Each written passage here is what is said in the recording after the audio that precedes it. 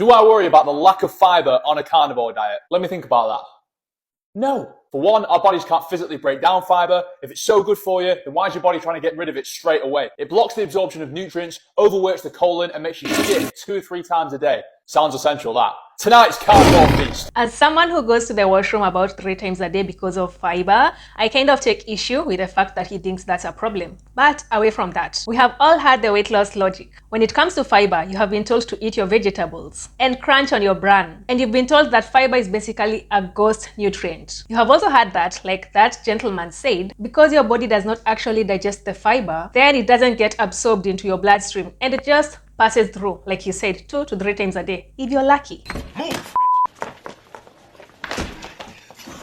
So the weight loss myth goes, if it's not absorbed, it's not doing anything for your weight loss, right? In fact, some people, and not just carnivores, think that fiber is just bulky filler that makes you feel bloated without actually helping you burn fat. And they go, why eat all those beans or all those greens or all that cereal if it's not even going to help you burn fat? And if it's not actually going to fuel your body, why do that? But here's the thing, just because your body does not actually keep the fiber, it doesn't mean that that fiber is not doing some heavy lifting while it's visiting your GI tract. But that said, is fiber just a waste of space? Or is it the secret weapon that you need on a weight loss journey? Today we're going to go down the rabbit hole of roughage, fiber.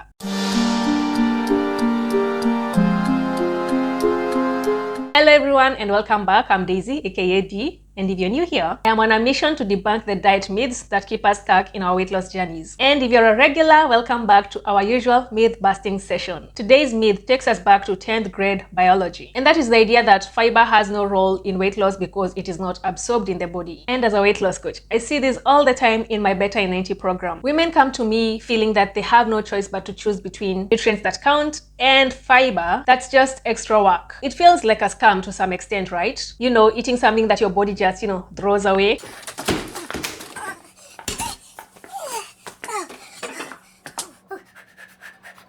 But today, I'm going to show you why the fact that fiber is not absorbed in your body is actually a good thing when it comes to weight loss. We're going to talk about the fullness factor, the calorie tracking secret that nobody tells you, and no, we are not measuring food or using a food scale, and how fiber literally just mops up the stuff that you don't want in your body. Let's get started.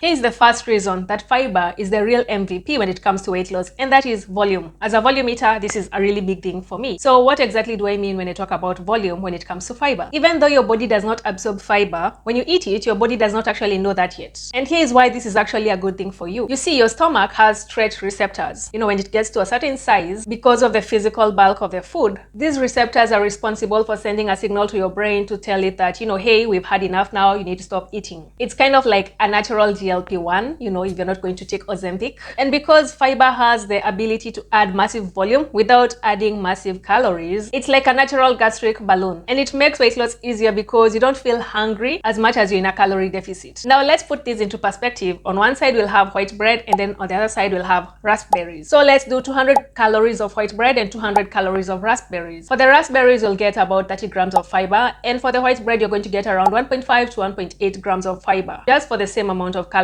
Now on this side, the raspberries with the high fiber content will be better for you because the fiber will slow down the rate at which the food leaves your stomach, and it will keep you feeling fuller for longer for the same amount of calories as the white bread. But with the white bread, that fiber content is so low that it won't be long before you start reaching for another slice. If you've ever had bread compared to fruit, whole fruit, then you understand what I mean by this. When a food is very low in fiber, you don't really feel it in your stomach. You eat one slice and then another slice and then the third slice, the fourth slice, the fifth slice. You just keep eating so many slices of bread that by the time you look up, you realize that maybe you're at the 5th slice, or you're hungry like the 10th slice. But if you had fruit, like raspberries, then you would have felt fuller much faster and you would have had fewer calories. But still, that doesn't stop people from coming up with theories on why you shouldn't eat plants, because you only get fiber from plants. Some people are really against this idea, like this creator. This is why we don't eat vegetables. Because they give me stinky gas and I ain't trying to smell like a skunk.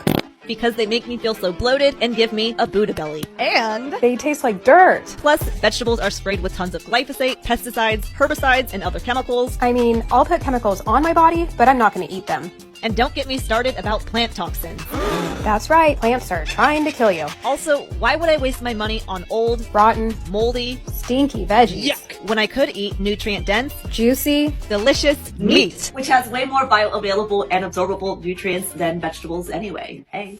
At first, when I saw that video, I thought it was satire. I was so convinced that she was cracking a joke and this was actually satire until I looked at her actual page. And no, she's not joking. She really does not believe in eating plants. So yes, even if she'll put chemicals on her body, she's not about to put them in her mouth. Now, that aside, let's talk about the calorie reduction effect that comes about when you eat fiber, even if they might give you gas. Now, this is the part that blows people's minds. People often say that it's a good thing to eat fiber because it does not actually count toward your total number of calories. But that's not the only good thing about it. Fiber actually helps subtract calories from your meals. How? Well, as fiber moves through your GI tract, it acts like a sponge and it binds to small amounts of fats and sugars from other foods and it carries them out of the body with it. When you go to, the washroom those 2 or 3 times. And here's the fun fact. Research shows that people who eat a high fiber diet, averaging at least 30 grams of fiber per day, may actually lose about 100 calories a day from this effect alone. And it's simply because the fiber prevented the food from getting absorbed.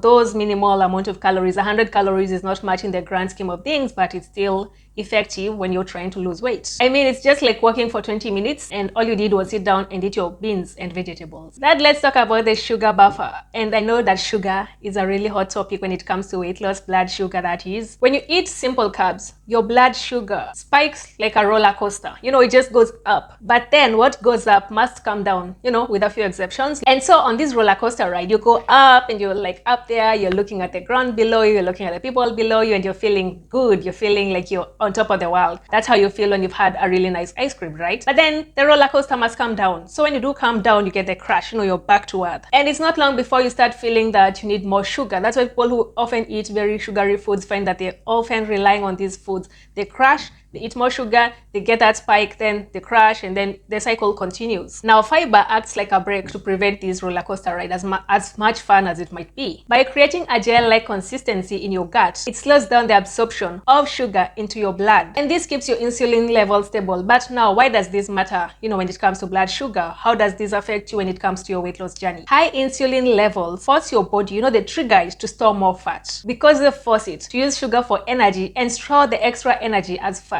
But now when your insulin levels are low because of fiber, then your body has no option but to pull energy from your stored reserves, which is, great when you're trying to lose weight.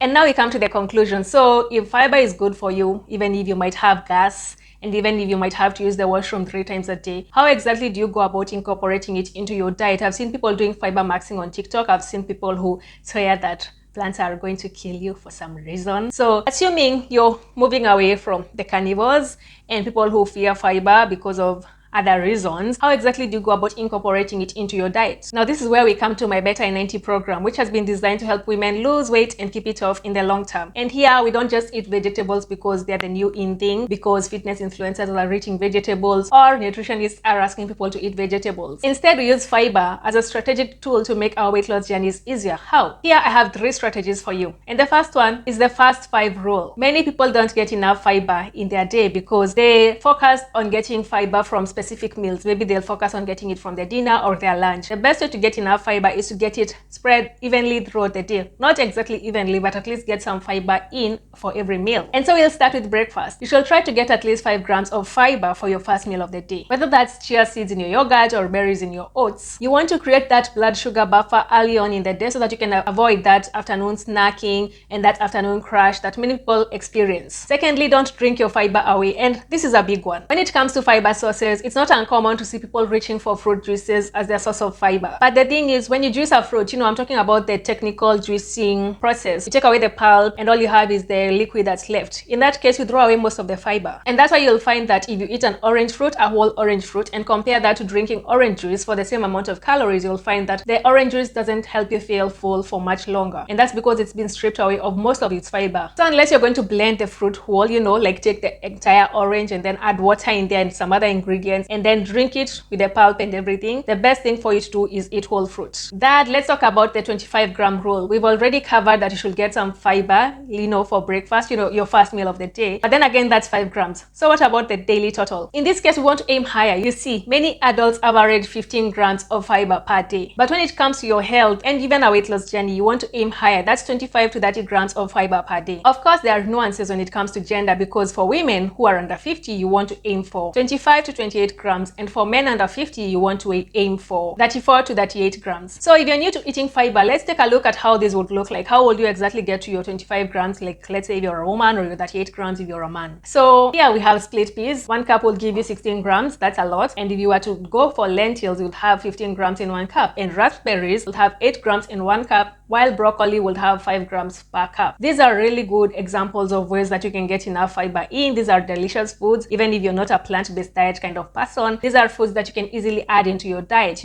Have some broccoli on the side, have lentils to pair with your rice for dinner. There are many ways that you can incorporate these foods into your diet. As we come to the end, fiber might not be absorbed by your body, but it is an essential nutrient, not just for weight loss, but also your health. In fact, it's a fullness hormone trigger that helps you assess your hunger and fullness levels. Many people have trouble deciding, understanding when they've had enough to eat. And this is easy to achieve by eating more fiber. Your stomach receptors will keep sending those signals to your brain that you've had enough, and then you can know when it's time to push the plate away and call it a day. That said, are you hitting your fiber goals? Or does the word fiber bring up thoughts that you will rather not, entertain, the gas? And there are ways to deal with that, by the way, if fiber is giving you those problems. If you don't have a GI issue, maybe you're eating too much fiber, or, you've gone in too much too soon, because people do this fiber maxing where they start off with eating like 10 grams of fiber a day. Now they're eating 50 grams of fiber a day. Let me know your fiber experiences in the comments. Also, let me know your favorite fiber hacks. In my case, I love fiber packed smoothies. I make one smoothie at least, 1 day a week,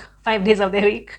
And that has everything. It has nuts, it has seeds, it has soy milk, it has kale, carrots, beets. There are so many things that I love putting in there because I enjoy the way they taste and they help me go, those 2 to 3 times a day. So what about you? Hit that like button if you're ready to embrace the roughage. And don't forget to subscribe so that you don't miss out on myth number 22. I'll see you in the next one. Bye.